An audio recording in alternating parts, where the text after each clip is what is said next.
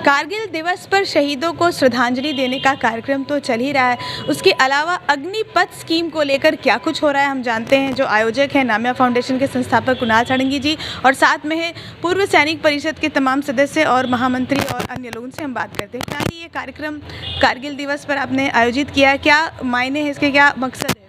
देखिए, एक प्रयास है। पहली बात तो है कि कारगिल दिवस पर हम सबको ये संकल्प लेने की ज़रूरत है, जो हमारे रियल हीरोज़ हैं उनको विनम्रता के साथ हम नमन करें। उन्होंने हमारे भविष्य के लिए जो अपनी कुर्बानी दी, अपने वर्तमान की कुर्बानी दी, उसको हम नमन करें।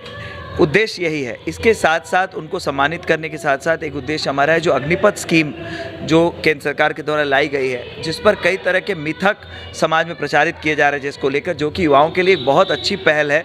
और जो युवा सेवा में जाना चाहते हैं, जो देश की सेवा में जाना चाहते हैं, उनके लिए एक सुनहरा मौका है अपने आप को डिसिप्लिन बनाने का, अपने आप को एक आर्मी का एक्सपोजर लेने का, जो उन्हें भविष्य में भी बहुत उनके काम आएगा।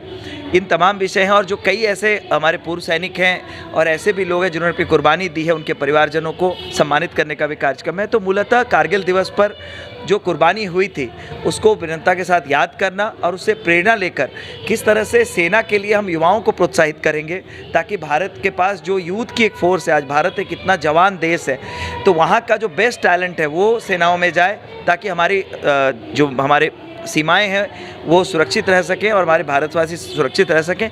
इस दिशा में एक छोटी सी पहल है।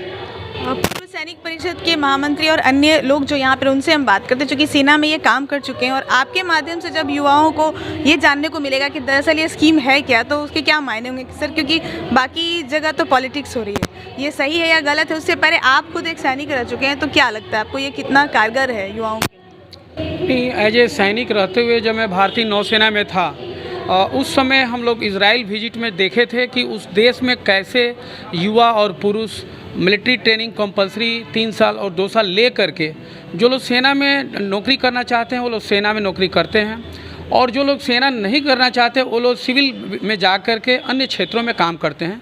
स्वेच्छा से साल में एक बार रिफ्रेशर कोर्स के तौर पे 21 दिन का ज्वाइन करते हैं, और फिर जो अपनी ट्रेनिंग या यादें हैं तरोताज़ा करते हैं। तो इससे ये देखा गया कि इजराइल कंट्री एक छोटा सा कंट्री, लेकिन उनके सारे नागरिक एक तरह से जो लड़ाकू ट्रेनिंग लेके रहते हैं, तो कोई भी देश अपनी गलत नज़र से नहीं देख सकता।